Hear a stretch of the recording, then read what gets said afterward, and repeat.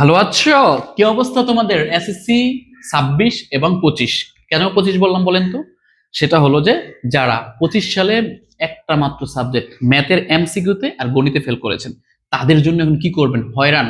মাত্র কয়দিন বাকি আছে? 7 দিন বাকি আছে। 7 দিনে এমন একটা শর্ট সাজেশন দরকার যেখান থেকে ইনশাল্লাহ কমন পড়বে, এবং টাইপ টু টাইপ 7 দিন যদি পরীক্ষা দিতে পারো, এমসিকিউ প্লাস সিকিউ, তাহলেই সম্ভব। সামনে নিয়ে আসো।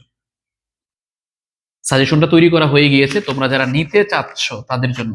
আসো একটু দেখাই, নাহলে বুঝবা কিভাবে যে কিভাবে করো। প্রত্যেকটা অধ্যায়ের উপরে দেখতে পাচ্ছি সেট অফ ফাংশনের উপরে আমরা কি করেছি, একদম সৃজনশীল টাইপ করে দিয়েছি, এবং এই এর অপোজিটে আমরা কি করবো, এমসিকিউ গুলো দিয়ে দিব।